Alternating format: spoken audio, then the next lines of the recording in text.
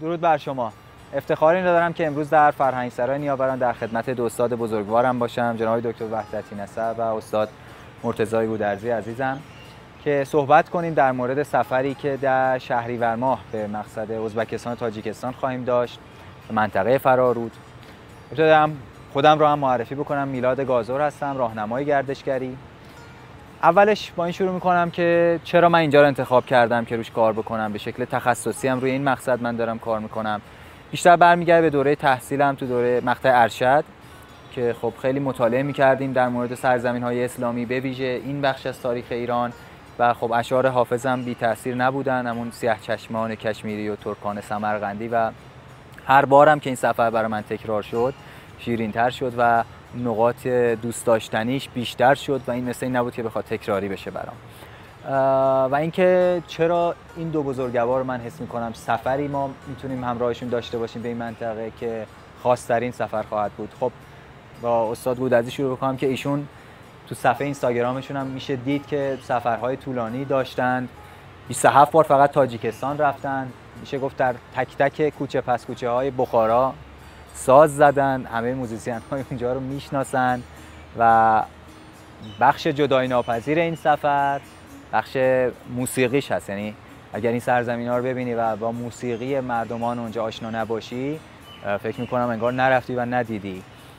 و خب چه بهتر که ما یک استاد بزرگ رو داریم که میتونیم بگیم بزرگترین راهنمای موسیقی حالا شرق ایران هستند و تو این منطقه هم که خیلی رفت آمد زیادی داشتن. این افتخاری که میتونه نصیب ما باشه. آقای دکتر وحدتی نسب هم خب بحث‌های تاریخی همیشه تو سفرها هست، حتی سفرهایی که جنبه تفریحی دارن، ولی خب این مقاصد که مقاصد میگم فرهنگی و تاریخی هستن. ایشون یک هنری که دارن این هستش که بحث‌های خیلی پیچیده و گنگ باستانشناسی رو مربوط به پیش از تاریخ رو انقدر شیرین بیان میکنن که همه اینا رو میتونن تجسم کنن. کسایی که پادکست‌های ایشون رو گوش دادن، به ویژه خداحافظ آفریقا رو، قشنگ اینو میتونن یعنی لمس کردن و حسش کردن و الان میتونن تجسمش کنن دوباره. و فکر میکنم تو این سرزمین‌ها وقتی ایشون صحبت میکنن و یک میتونیم بگیم کلاس 2 هفته‌ای، یک کنفرانس 2 هفته‌ای خیلی طولانی هم در مورد تاریخ و هم در مورد باستان شناسی داریم، میتونیم آموزش‌هایی ببینیم همه کنار هم که تکرار نشدنی خواهد بود 100%. دوباره مجدد خوش آمد میگم. ممنون که دعوت ما رو پذیرفتین، وقت گذاشتین، منت سر ما گذاشتین. من بعد از اینکه شما این مقداری صحبت کردیدم در مورد برنامه سفرمون یه مختصری صحبت می‌کنم. بله منم خیلی خیلی خوشحالم که در خدمت شما دو عزیز هستم و حقیقتشو بخوام بهتون بگم خیلی چند وقت پیش داشتم به این فکر میکردم که کجا برم که خیلی از رفتنش هیجان زده بشم. من به خاطر تحصیلم و به خاطر شغلم از سیبری تا گرند کنیون توش رفتم و زندگی کردم تو هر کدومش. جای خیلی زیادی رفتم و هر چقدر فکر میکردم که کجای دنیاست که الان بهم بگن که بری اونجا خیلی بابتش ذوق میکنی، چیزی به ذهنم نرسید. یعنی نه موزه لوور مثلا برامون جذابیت رو داره، نه هیچ جای دیگه، تا زمانی که شما با من تماس گرفتین و وقتی که این پیشنهاد رو دادین اصلا انگار یهویی یه چیزی توی دلم لرزید. سالهای سال بود میخواستم برم، مخصوصا تاجیکستان رو به عنوان اون قسمت جدا شده از ایران فرهنگی و با این توصیف از دوستانم که چقدر ما رو دوست دارن، چقدر زبان فارسی براشون جذابه، چقدر جزو معدود جاهاییه که یک تصویر خیلی ملایم و خیلی خوب و واقعی از یک ایرانی دارن و خودشون رو جدا شده از اون ایران بزرگ میدونن. اینو داشتم، یعنی خیلی سوال بود که دلم میخواست برم. میری انگار رفتی یه خارجی که خارج نیست، مثلا میگی خیابون حافظ، خیابون رودکی. دقیقاً همینجاست. ولی خب از شما چه پنهان که اصلا جزء ایده های حالا در حد فرضیم هم همیشه این بوده و هست که یه روزی اگر کارم توی دانشگاه ایران تمام شد برم و اونجا زندگی بکنم و خیلی دلم میخواست که یه تست بکنم ببینمش، یعنی ببینم واقعا اون تصویر آرمانی، اون چیز بسیار زیبا و خوشگلی که توی ذهن منه چقدر با واقعیت نزدیکه که با توصیفات شما میدونم خیلی نزدیکه و به همین خاطر خیلی خیلی ذوق دارم براش. یعنی مثل یه بچه‌ای که قراره ببرنش بیرون، ببرنش پارک و بی‌تابه که این اتفاق بیفته، خود من یه همچین حسی دارم. خیلی هم عالی. استاد گودرزی شما چه برنامه‌ای برای ما دارید اونجا؟ عرضم خدمت شما که برای بنده هم تا حدود 17 سال پیش تاجیکستان یه سرزمینی بود که خب حالا یه چیزهایی در تاریخ خونده بودیم در دوران تحصیل و یه مواردی هم در اخبار شنیده بودیم که در اخبار در واقع رسانه داخلی ما که یه کشور جنگ زده بود و درگیر جنگ بودند و اینها و اتفاقا ایران یکی از کشورهایی بود که خیلی پیگیر بود که اون جنگ به صلح ختم بشه در تاجیکستان و خوشبختانه این اتفاق افتاد. با چنین ذهنیتی به دعوت استاد دولتمند خالوف من عازم تاجیکستان شدم و خیلی اتفاقی این سفر برای من پیش آمد و وقتی که رفتم واقعا احساس کردم، روز دوم سفرم بود، احساس کردم من وارد بخشی از خراسان شدم. حالا این رو هم بگم که من اصلا زاده خراسان هستم، یعنی در شهر قوچان متولد شدم، دوران کودکی و نوجوانی من هم اونجا سپری شده و پس از اون مهاجرت کردم به تهران. اتفاقی که برای من افتاد وقتی وارد زیر پوست شهر رو رفتم تجربه کردم در تاجیکستان، اصلا یکی از ویژگی‌های سفرهایی که من میرم همینه، یعنی آدم خیلی هتل ورو و به سبک تور در واقع سفر نمیرم، یعنی معمولا دوره سفرم طولانی تره، میرم توی خونه ها، سعی میکنم ارتباط برقرار کنم با افراد مختلف، حالا خصوصا مرتبط با شغلم که موسیقی هست و اتفاقات شگفت انگیزی تجربه کردم شخصا که حالا شاید اینجا خیلی اینجاش نباشه در مورد صحبت بکنم، اما یه نکته‌ای خیلی دوست دارم که ایرانی هایی که علاقمند هستن اون منطقه رو تجربه بکنن، سفر کنن، برن ببینن، حداقل گوشه های از اون چیزهایی که من در این 26 سفری که داشتم به تاجیکستان و ازبکستان تجربه بکنن. یعنی حتی اگر 20% از اون چیزی که من تجربه کردم رو تجربه بکنم، به نظرم سفر خارق العاده ای خواهد بود. من همیشه هم خودم اینو میگم به همراهانی که تو سفرها میان، میگم خود من به عنوان برنامه‌ریز سفر دوست دارم کسایی که با میان سفر بعد از برگشتنشون بگن ما رفتیم تو سمرقند و بخارا و خیوه زندگی کردیم. نه اینکه بگن فقط رفتیم دیدیم چند تا شات عکس گرفتیم، این عکسامونه. هدف اینه و اینی که شما میگید واقعا دیدنیه. مثلا توی بخارا یه بعد از ظهری میشه، بچه‌ها میگن چیکار کنیم الان این مسجد بریم، میگم دیگه مسجد و مدرسه ها رو دیدید به اندازه، برید تو کوچه ها، برید با مردم بر بخورید. توی ماه رمضان توی نوروز گذشته ما اونجا بودیم، بچه‌ها کلیاشون ما شب مثلا رستوران وعده داشتیم، پیام میدن ما که نمیایم، الان خونه یکی هستیم میزبانمون شدن، هم نشستیم و تا صبح یه سریشو تا سحر مونده بودن اونجا و اصلا برای خودش یه تجربه خارق العاده. گفتم ما هم بگیم بیام، گفتن نه شما برید اون رستوران. دلیلش اینه که هم در تاجیکستان هم در ازبکستان، ببینید من اینو بگم، وقتی میگیم ازبکستان، خود من پیش از اینکه سفر کنم به ازبکستان تصورم این بود که ازبکستان کشوریه که شما به هر نقطه‌ای بری باید به زبان ازبکی صحبت بکنی یا زبان روسی صحبت بکنی. در صورتی که وقتی رفتم تاشکند، از تاشکند به هر طرف که رفتم، چه شمال چه جنوب چه شرق، رفتم فرغانه، بعد اومدم رفتم سمرقند، رفتم بخارا، تمام این شهرها به زبان فارسی صحبت می‌کردن. یعنی میخوام بگم که اگر ذهنیتی وجود داره در این مورد که ما اگر بریم به ازبکستان، کشوری است که برای برقراری ارتباط با مردمش چالش خواهیم داشت، من اینو تجربه نکردم. یعنی از تاشکند که رفتم بیرون کاملا به زبان تاجیکی، یعنی زبان ما وقتی میگیم تاجیکی یعنی فارسی، حتی اینقدر اینها یگانگی دارن با هم که شما به بعضی از تاجیک‌ها وقتی میگی شما ایرانی هستی، من ایرانی هستم، شما تاجیک، اونا ناراحت میشن، میگن یعنی چی؟ یعنی ما دو تا هستیم؟ ما یکی هستیم.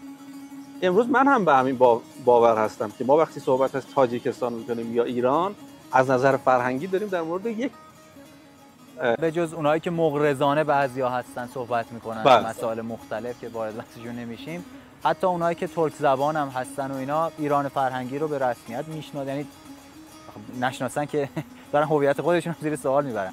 و این بخش فرهنگیش میگم تا آدم نره اونجا قدم نذاره، نبینه افراد و حتی کسایی که میگم ترک زبانن، طرف یک کلمه فکر مثلا فارسی نمیتونه حرف بزنه باشه ارتباط میگه. تا میگفتیم ایران، میگفت ایران برادر، مثلا هیستوری ایران، امیر تیمور، کلمات جسته گریخته. بعد من به نادرشاه زیاد اشاره نمی‌کردم. آقای دکتر، آقای گودرزی اهل قوچان هم هستن. خب بین فرارود و خراسان ایران همیشه قصه های شیرین نبوده، یه قصه های پرسوز و گدازی هم بوده گاهی که خب میذاریم اونجا صحبتاشو بکنیم. این هست که وقتی ما اونجا قدم برمی‌داریم یه سری‌ها میان میبینم ما داریم فارسی حرف می‌زنیم، میگن کجا شما؟ مثلا میگم از ایران، که من هم ایرانی هستم. و این پشت من ایرانی هستمش حالا هم قصه های شیرین امروزه است و هم رنج های تاریخی گذشته که خب الان جاش نیست صحبت کنیم، بیشتر می‌خوایم از خوبی ها بگیم. خب در گذشته اتفاقات تلخ و شیرین ما زیاد داشتیم با این سرزمین ها که خب امروزه دیگه میتونیم از شیرینی هاش استفاده کنیم، تلخی های گذشته رو پشت سر بگذاریم، غذایای بازارهای برده فروشان و بله در خیوه پشت سر بگذاریم، حالا هم توی خیوه و هم توی بخارا اتفاقای تاریخی بوده که دیگه پشت سر گذاشتیم. امروزه به نظر من هر ایرانی به جز این که میتونه بره اینجا رو ببینه و لذت ببره، یک جورایی برای پاسداشت زبان فارسی و احترام به فارس زبانایی که اونجا هنوز به این زبان دارن احترام میذارن، یک جور میشه گفت من وظیفه هم میدونم. نمیگم حتما با من بیاید که با من بیاید بهتره، ولی حداقل یک سفر به یکی از این کشورها یه جور وظیفه هم میشه گفت هست برای کسی که به زبان فارسی حرف میزنه یا اهل ایران بزرگ فرهنگی، از غربی ترین بخشش تا شرقی ترین، از جنوبی تا شمالی ترینش. برنامه سفر رو خیلی مختصر بخوام بگم خدمتتون، ما 2 شب رو در شهر دوشنبه خواهیم بود، 2 شب رو هم در شهر خوجند که از این فاصله دوشنبه تا خوجند رو زمینی میریم. از خوجند حرکت میکنیم روز سوم به سمت آرامگاه رودکی و پنجکند رو بازدید میکنیم و مستقیم به سمرقند میریم. شب رو در سمرقند هستیم، 3 شب در سمرقند هست اقامت ما و بعد از اون دوباره زمینی از سمرقند به بخارا میریم، 3 شب رو هم در بخارا هستیم و ادامه داره سفر ما به سمت جیهون و مرز ترکمنستان تا به خیوه بریم که میشه گفت این یه تیکش طولانی ترین مسیر ماست که هم از صحرا عبور میکنیم هم رودخونه جیهون رو میبینیم. اورگنج هم میریم. اورگنج هم از 2 شب که خیوه هستیم از اورگنج پرواز داریم به تاشکند، یعنی یه پرواز داخلی هم داریم و 2 شب هم تاشکندیم و خب 14 روز میشه سفر. خب نسبتا طولانی ولی آخر سرش اینجوریه که همه میگن نمیشد یه شب دیگه اون شهره، میگیم نه اون یکی هم نمیشه، همه میخوان یه ذره بیشتر بمونن اونجوری که استاد گفته، ولی خب دیگه 2 هفته هم زمان زیادیه و کافیه، میتونید لذت رو ببرید و لذت ما چند برابر خواهد بود و تجربهمون به خاطر حضور این 2 بزرگوار که مکمل‌های خیلی قدری هستن برای یک سفر به همچین منطقه‌ای که میتونن در زمان و آموزش ما بسیار صرفه‌جویی کنن. یعنی اون چیزی که شاید تو 4-5 روز کسی بخواد توی بخارا تجربه بکنه رو استاد گودرزی تو 5 دقیقه بهش میگه که کجا برو چیکار بکن چجوریه. و خب چند تا اجرام حتما برای ما خواهند داشت، منت سر ما خواهند داشت، هم تو دوشنبه هم توی بخارا. هتل ما توی سمرقند پشت میدان ریگستان، فکر کنم بعدشون نیاد خودشون هم اونجا اجرایی داشته باشن و احتمال اینکه با تعدادی از هنرمندان سرشناس ایرانی تبار در بخارا و سمرقند و البته در دوشنبه تاجیکستان دیدار داشته باشیم. ضمن مصاحبت و دیدار شاید یه کار مشترک هنری هم با هم انجام بدیم که این هم در واقع یه بخشی از شیرینی های این سفر، بخشی از این کار هنری هم پس شما میتونید باشید.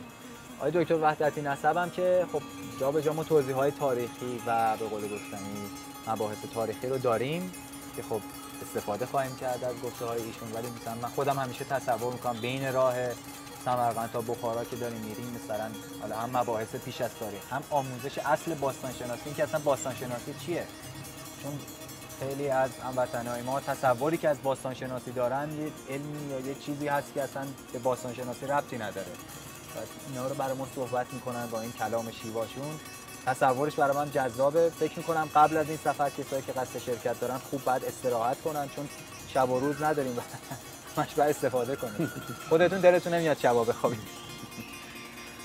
خب مبحث سوالی اگر هست برنامه سفر رو شما خواهش میکنم. من هم میخوام بگم که یکی از مشتاقانی هستم که در این سفر علاقه‌مندم از دانش آقای دکتر استفاده بکنم و برای من هم یه فرصت مختنم است. از این بابت خیلی خوشحالم. حالا برای بحث‌های باستان شناسیش تا الان چی میتونید بگید؟ حالا مباحث تاریخی باستان شناسی، مباحث نظری باستان شناسی رو هم ما خیلی دوست داریم که طول این سفر آموزش بدید به ما، این که اصلا یه باستان شناس حتی مثل کاراگاه دیگه، حالا چون من یه اندک دانشی دارم میخوام بگم، یعنی اینو دوست داریم که یاد بگیریم از شما. وقتی محیط پیرامون رو نگاه کنیم بتونیم تصور کنیم همون تصوری که شما داریم، یعنی وقتی قدم میذارید میتونید هزاران سال تو تاریخ برید عقب.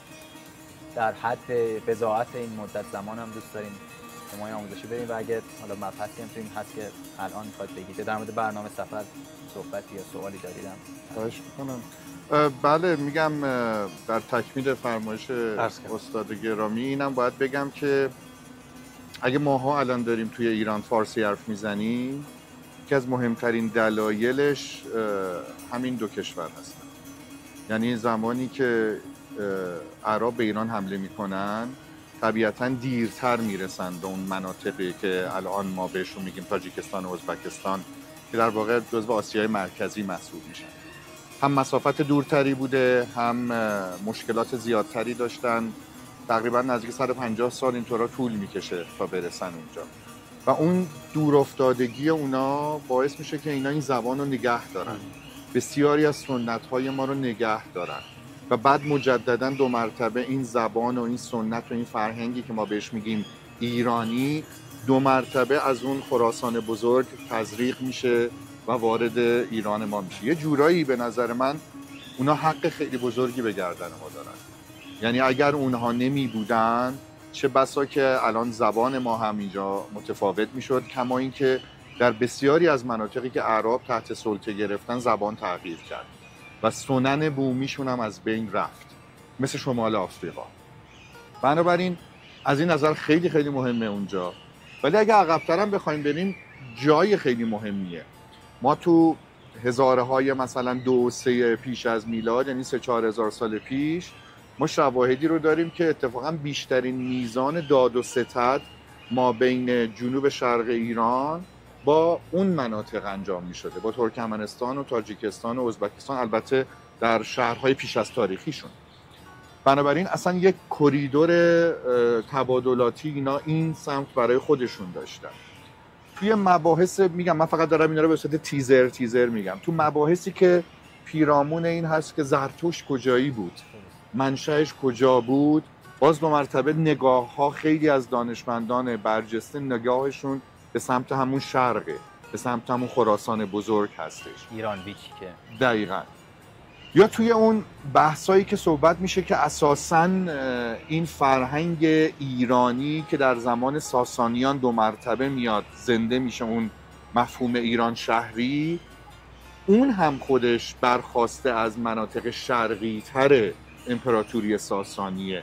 درسته که ما بعداً میبینیم که پایتخت تیسفون هستش، یک مرکزیتی برای فارس قائل هستیم توی کتابایی که خوندیم، ولی بسیاری از مطالعات جدید نشون میده که دو مرتبه خاستگاه اینا هم از مناطق شرقی تر بوده. من خودم همیشه احساسم این بوده که چه در پیش از تاریخ چه در دوران تاریخی این قسمت شرق و شمال شرق یه مقداری مقفول مونده، حالا یا عامدانه یا غیر عامدانه. آنچه که ما بیشتر توی باستان شناسیمون میخونیم تأثیر و تأثری هستش که از میان رودان یا اون بین النهرین دجله و فرات به صورت کلاسیک دانشمندان غربی به ما یاد دادن و خیلی کمتر در مورد تأثیر و تأثیر فرارودان یا اون طرفی که الان ما داریم میریم برامون صحبت شده، که اتفاقا مطالعات باستان شناسی نشون میده که تأثیر و تأثیر ما از فرارودان به مراتب بیشتر از میان رودان بوده. با میان رودان به صورت داد و ستد داشتیم بدون شک، خیلی هم باشون درگیری داشتیم، ولی یه جورایی فرارودان جای جدایی از ما نبوده. اصلا ما فرارودان بودیم و بعداً منقبض شدیم، تبدیل شدیم به این گربه‌ای که الان بهش میگیم ایران. ما تو طول سفرمون هم این رودهایی که بهشون اشاره کردین هم سیحون و کنارش اقامت داریم، یعنی که هتلمون کنار رودخونه سیحون یا سیری دریاست زرافشان رو که دنبال میکنیم، شهرهای پنجکن، سمرقند، بخارا همه در امتداد زرافشان هستن. جیهون هم که ملاقاتش میکنیم در خارز قبل از رفتن به خیوه. ماهیای خوشمزه‌ای هم اونجا حتما کنار رودخونه اینا رو صید میکنن میگیریم و اونایی که دوست دارن میتونن ماهی جیهون. شما خارز رفتین ماهی‌ها رو دیدین چه جوریه؟ بله. بعضی خیلی غیر بهداشتی ولی خیلی خوشمزه. ولی به نظرم تجربه خوبی. تجربه خوب. مریض نشدی کسی؟ آره. من که در ازبکستان مریضی رو تجربه نکردم با توجه به اینکه یه سفر 60 روزه داشتم اونجا، ولی خیلی خوب بود همه چی. البته باید مراقبت کرد، باید یه کمی احتیاط کرد، ولی جوری نبود که بخواد مشکلی پیش بیاد. من به یه نکته اشاره بکنم، زمان این که در نظر گرفتید در سفر بسیار زمان خوبیه. یعنی شهریور ماه زمانی است که نه اونجا گرما اونقدری هست که خیلی آزاردهنده باشه، نه اونقدر سرد شده که بخواد حالا خطر سرماخوردگی و این بیماری‌ها مربوط به فصل سرما باشه. هوای معتدله. آره، شهریور یه هوای معتدل و در واقع خیلی مطبوع است. فضا مناسبه برای سفر کردن، چه در تاجیکستان، چه در پایتخت و چه در شمال تاجیکستان خوجند آب و هوا خیلی خوبه، و چه در ازبکستان از سمرقند و بخارا بگیرید تا خوارزم و خیوه و تاشکند. در مورد تجهیزات سفرم میخوام بگم هتل ها رو خب ما سعی میکنیم بهترین هتل رو، یعنی از نظر تمیزی که باید تمیز باشه، این صفر مطلقه که بخواد شروع بشه. از نظر محل قرارگیریش هم یه هتلی رو انتخاب بکنیم که حتی بعد از ظهر، بعد از اینکه ما هر روز چون گشت داریم، بعد از گشتمون اگه کسی خواست بره یک جایی رو ببینه، مرکزیت داشته باشه. مثلا هتل رومی توی دوشنبه است که پشت پارک کوروش کبیر، تقریبا مرکزی میشه مرکز شهر. هتل سقدیان توی خوجند هست که روبروی سیری دریا و کنار پارک کمال خوجندی و باز هم مرکز شهر. و هتل منار سمرقند هم نزدیکترین هتل به میدان رگستان و پشت بامش ما کامل میدان رگستان میتونیم ببینیم. توریستی ترین قسمت در واقع شهر سمرقند، توریستی مثل میدان نقش جهان اصفهان با یک شباهتایی.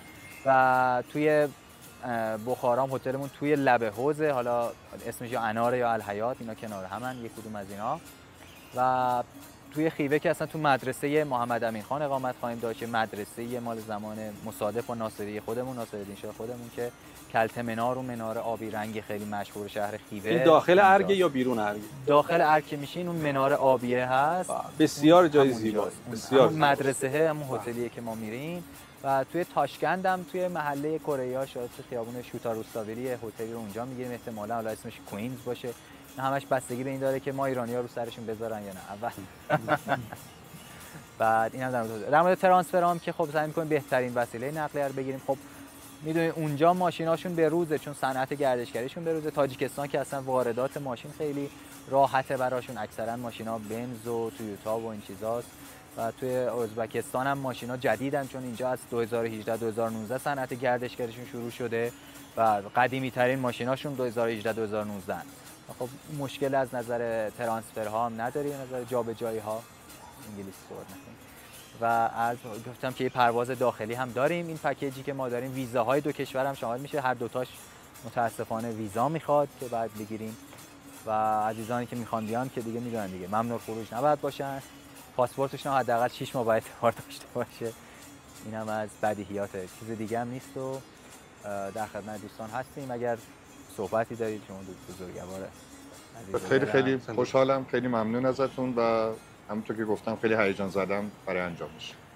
امیدوارم همسفران خوبی رو داشته باشیم. یکی از این ابیات حافظ برای ما آخر سرش نمیخواد تو یکی از دستگاه‌هایی که مد نظرتونه دلی بخونید، پخش هم نمی‌کنید. وقتی صدای شما اینجا باشه دیگه من نباید. سفرمون همش جلو دوربین نیست، این صمیمیت اساتید. الان دوربین اصلا به خودی خود فضا رو یه جوری میکنه که سر سنگینش میکنه، ولی این صمیمیت بیشتره.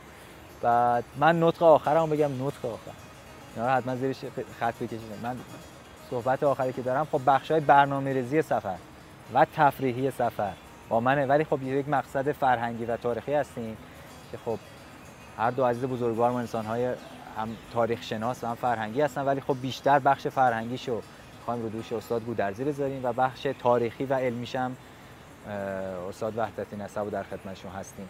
بنابراین میگم با این که یک سفر تاریخی فرهنگی، بخشای تفریحی هم داره و خب دیگه بیشتر از این باز نمی‌کنم. اگر چی؟ اگر بار گران بودیم اگر آن ترک شیرازی رو خواستیم با صدای شما بشنویم. اگر آن ترک شیرازی به دست آرد دل ما را، به خال هندویش بخشم سمرقند و بخارا را. هر آن کس چیز میبخشد ز مال خویش میبخشد، نه چون حافظ که میبخشد سمرقند و بخارا. ولی خوب بوده دیگه. بعد ما خب عیدی که رفته بودیم آقای کاکاوند هم با یه گروه دیگه بودن و صحبت می‌کردن. یه سری مثلا بحث این بود، بحث این شعر زیاد بود. این هتل اولمون که میریم سالن کنفرانس خوبی داره، میشه بشینی صحبت کنی، هم اجرا کنی هم مثلا صحبت کنی، خیلی فضاهای خوبی داره.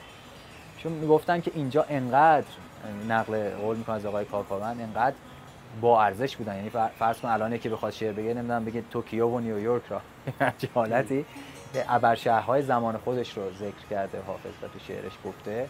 این نبوده که بخواد خار بشمره این شهرها رو.